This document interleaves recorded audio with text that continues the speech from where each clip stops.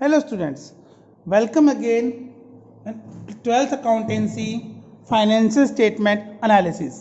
तो स्टूडेंट्स हमने पढ़ा था बैलेंस शीट के बारे में, हमने पढ़ा comparative statement, common size statement. तो स्टूडेंट्स कंपेरेटिव स्टेटमेंट के अंदर जो फाइनेंशियल स्टेटमेंट एनालिसिस था उसमें क्या था कि हमने फर्म को इंटरनल और एक्सटर्नल कंपेयर किया, बैलेंस शीट और profit and loss income statement को। और ऐसे ही कॉमन साइज के अंदर हमने क्या किया था, एक पर्टिकुलर आइटम को कॉमन लेकर, जैसे बैलेंस शीट के अंदर जो टोटल एसेट्स और टोटल लाइबिलिटीज हैं उनको कॉमन लेकर हमने क्या किया था, एसेट पर्टिकुलर एसेट और पर्टिकुलर लाइबिलिटी को कॉमन लिया था, उसका रेशो निकाला था। ठीक है, तो आज हमारा टॉपिक है अकाउंटिंग रेशो। अकाउंटिंग रेशो क्या बताता है हमें, जैसे मैं लिखा है रेशो क्या होता है, रेशो होता है कोई भी जो दो टर्म है हमारे पास, ठीक है, उनका मैथमेटिकल रिलेशन, ठीक है ना, मैथमेटिकल रिलेशन होता है जो किसी भी रिलेटेड आइटम्स का, टू और मोर देन टू जो रिलेटेड आइटम्स हैं उनका मैथमेटिकल रिलेशन को क्या बोलते हैं, हम रेशो बोलते हैं। ठीक है, जिसे हम क्वांटिटी फॉर्म में एक्सप्रेस कर सकें। तो ऐसे अकाउंटिंग रेशो क्या है, accounting ratio are those that are based on financial statement and express an arithmetical relation between various accounting variables। जो अकाउंटिंग हमारे वेरिएबल्स हैं, फॉर एग्जांपल कि नेट प्रॉफिट हमारा किसी पर्टिकुलर ईयर में 1 लाख रुपीज हुआ, कितना हुआ 1 लाख रुपीज, और जो सेल्स थी वो थी 10 लाख रुपीज। तो नेट प्रॉफिट का सेल्स के अकॉर्डिंग रेशो कितना आया, 10%, है ना। ये हमारा क्या होगा, रेशो होगा, है ना। जो रिलेटेड आइटम्स को, जो इनका अर्थमेटिकल रिलेशन बताता है, जो अकाउंटिंग वेरिएबल है।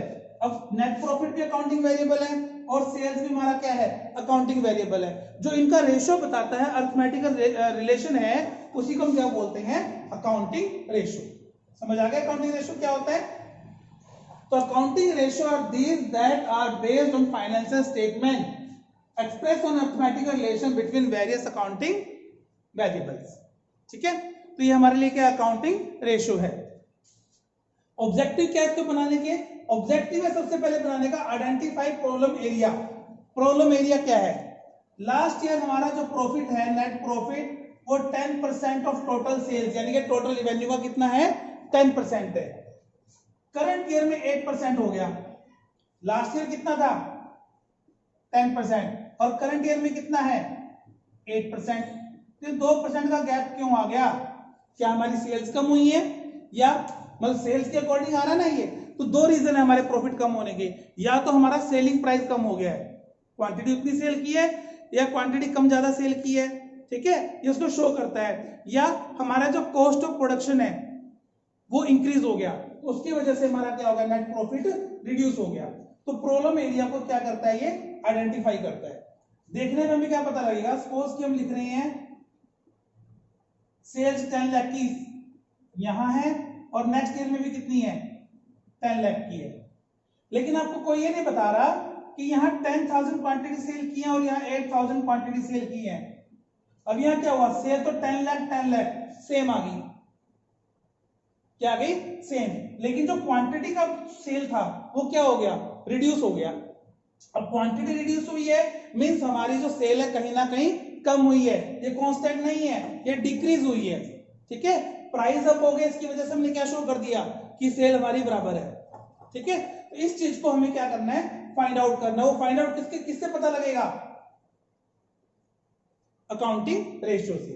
नेक्स्ट है मेजर प्रॉफिटेबिलिटी।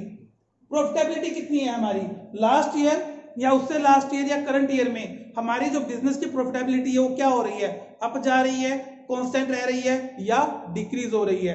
अप जा रही है तो कितनी अप जा रही है, कांस्टेंट है तो क्यों कांस्टेंट है, इसको इंक्रीज होना चाहिए था, है ना। और डिक्रीज हो रही है तो क्यों हो रही है, क्या रीजन रहे, उसको आइडेंटिफाई करना। Next a certain operational efficiency. Operational efficiency कितनी है, मींस हमारी सेल इंक्रीज हो रही है, हम कितना एफिशिएंटली हमारे बिजनेस को रन कर पा रहे हैं, वो किससे पता लगेगा, अकाउंटिंग रेशो से।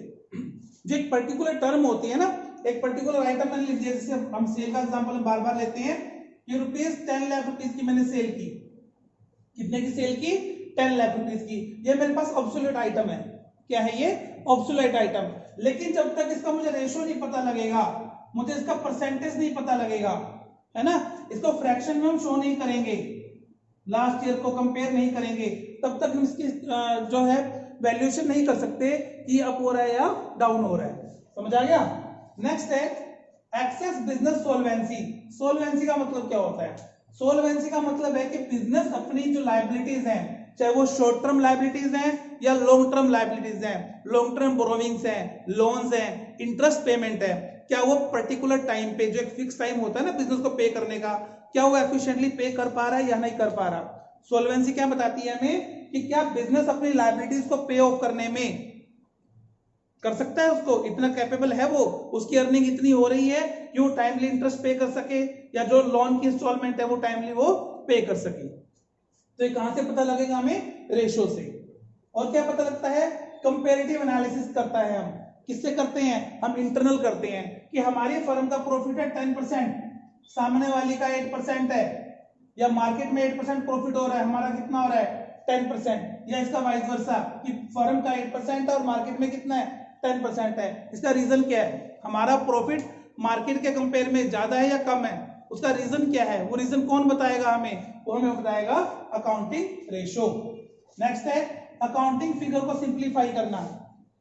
अकाउंटिंग फिगर को सिंप्लीफाई करना, मैं लिखता रहता हूं कि ए लिमिटेड का जो प्रॉफिट है वो पर्टिकुलर ईयर में इतने लाख रुपए हुआ, इतने लाख रुपए हुआ, इतने लाख रुपए हुआ, उससे कोई मतलब नहीं है ना।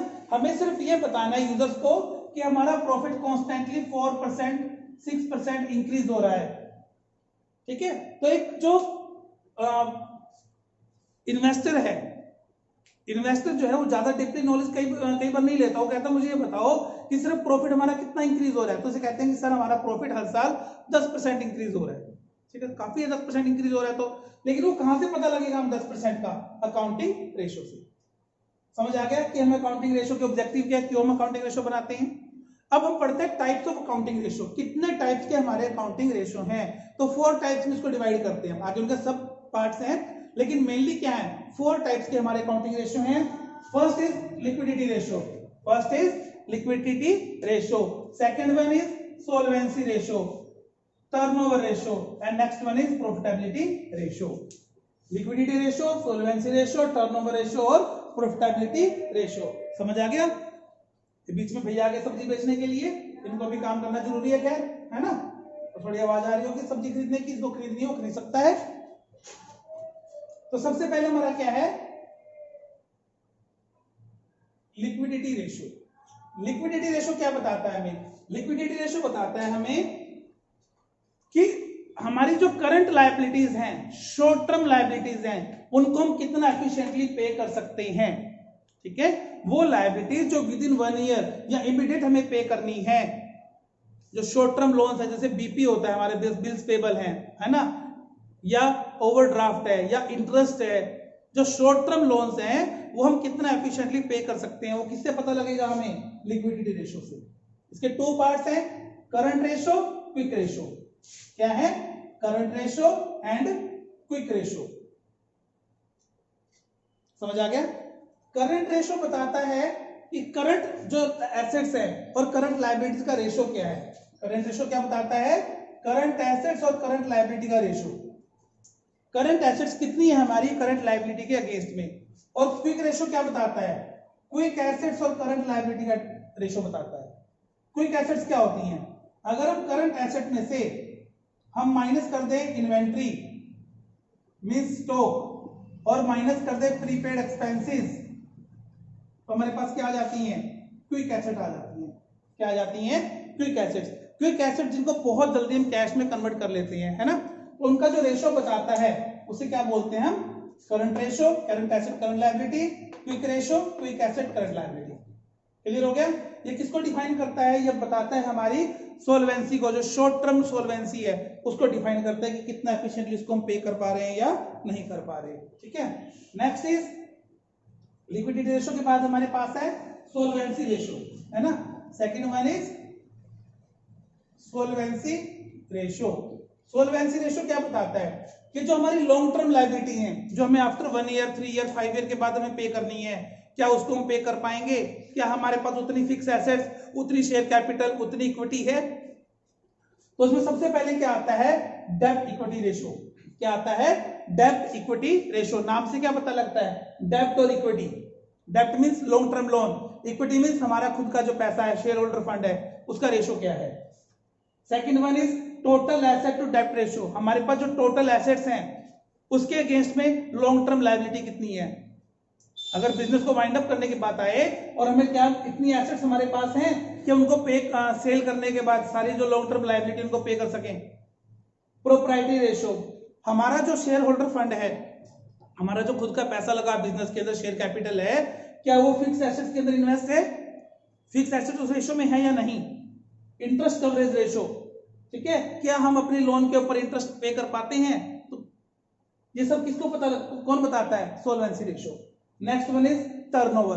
टर्नओवर का मतलब क्या होता है, मान लीजिए एक बिजनेस के अंदर स्टॉक है, 10 लाख रुपए का स्टॉक पड़ा है।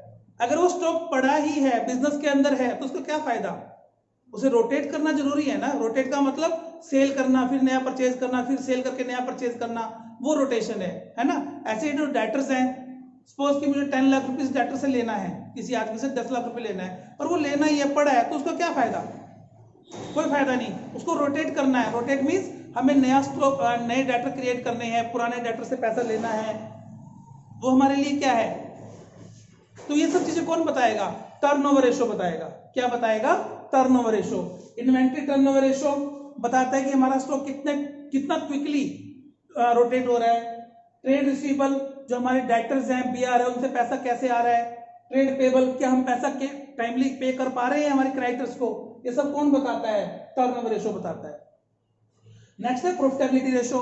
प्रॉफिटेबिलिटी रेशियो क्या है, वो ये बताता है हमें कि हमारा प्रॉफिट क्या चल रहा है, नेट प्रॉफिट क्या है, ग्रोथ प्रॉफिट क्या है, ऑपरेटिंग प्रॉफिट क्या है ना, ऑपरेटिंग प्रॉफिट क्या है, ऑपरेटिंग प्रॉफिट रेशियो क्या है, ये सब चीजें के बारे में बता रहा है। समझ आ गया। तो आज की थ्योरी पार्ट हमने किया अकाउंटिंग रेशियो का। कि अकाउंटिंग रेशियो क्या है, arithmetic relation between various accounting variables, इसके ऑब्जेक्टिव पढ़े हमने, और टाइप्स ऑफ रेशियो पढ़ा। 4 टाइप्स हैं इसके, liquidity ratio, solvency ratio, turnover ratio और प्रॉफिटेबिलिटी रेशियो।